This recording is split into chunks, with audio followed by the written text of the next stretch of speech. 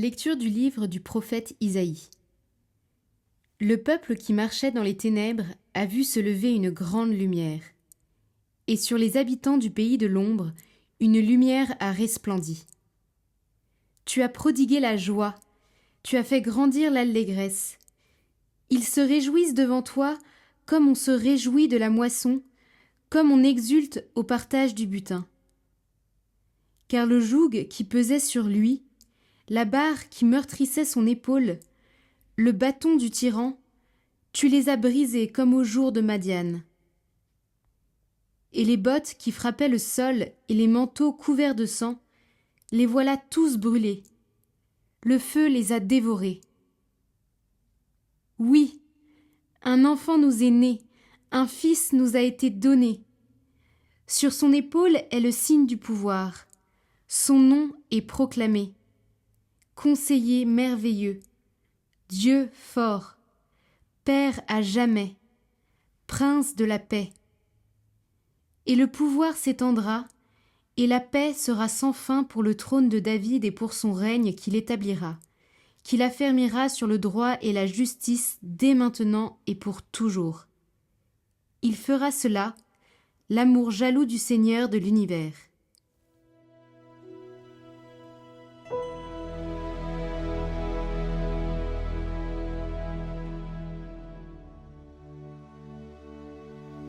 Aujourd'hui, un Sauveur nous est né, c'est le Christ, le Seigneur. Chantez au Seigneur un chant nouveau, chantez au Seigneur terre entière, chantez au Seigneur et bénissez son nom. De jour en jour, proclamez son salut. Racontez à tous les peuples sa gloire, à toutes les nations ses merveilles. Joie au ciel, exulte la terre. Les masses de la mer mugissent, la campagne tout entière est en fête.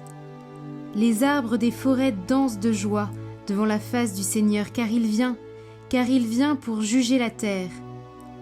Il jugera le monde avec justice, et les peuples selon sa vérité. Aujourd'hui, un Sauveur nous est né, c'est le Christ, le Seigneur.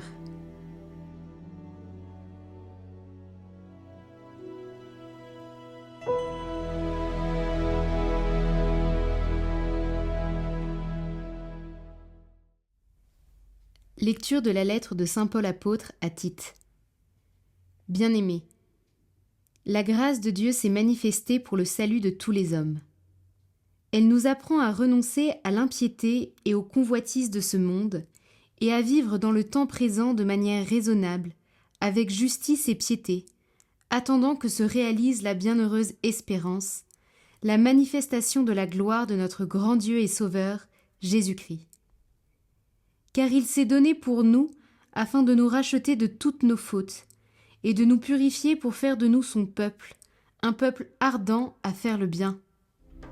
Aujourd'hui, le ciel s'est penché sur la terre, un Sauveur nous est donné.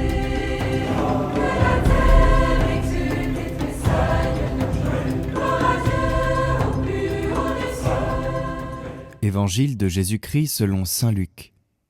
En ces jours-là, parut un édit de l'empereur Auguste, ordonnant de recenser toute la terre. Ce premier recensement eut lieu lorsque Quirinius était gouverneur de Syrie. Et tous allaient se faire recenser, chacun dans sa ville d'origine. Joseph, lui aussi, monta de Galilée depuis la ville de Nazareth, vers la Judée, jusqu'à la ville de David, appelée Bethléem. Il était en effet de la maison et de la lignée de David. Il venait se faire recenser avec Marie, qui lui avait été accordée en mariage et qui était enceinte. Or, pendant qu'ils étaient là, le temps où elle devait enfanter fut accompli, et elle mit au monde son fils premier-né. Elle l'emmaillota et le coucha dans une mangeoire, car il n'y avait pas de place pour eux dans la salle commune.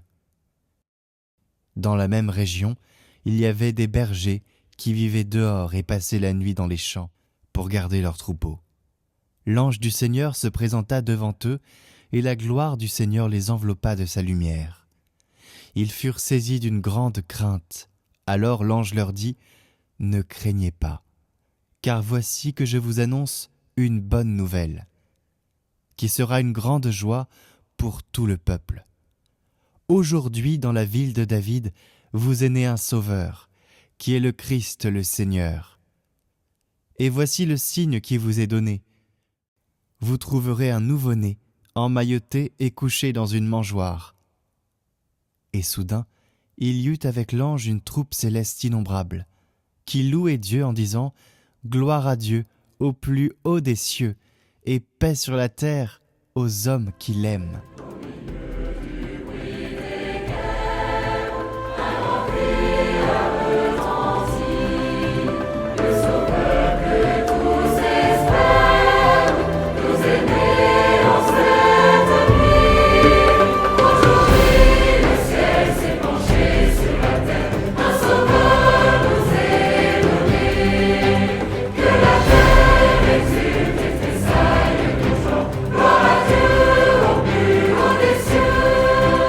Nous marchions dans les ténèbres, sa clarté a resplendi.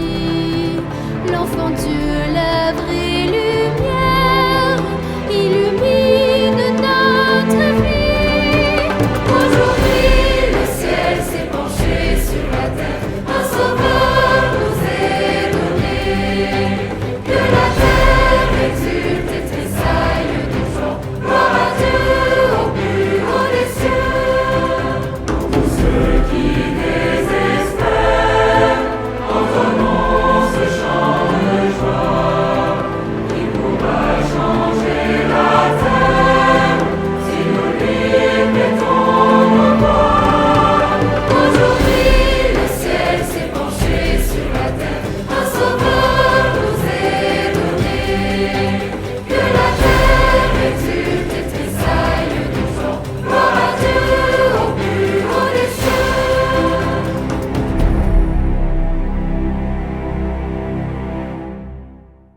Commentaire de Julien de Vézelay.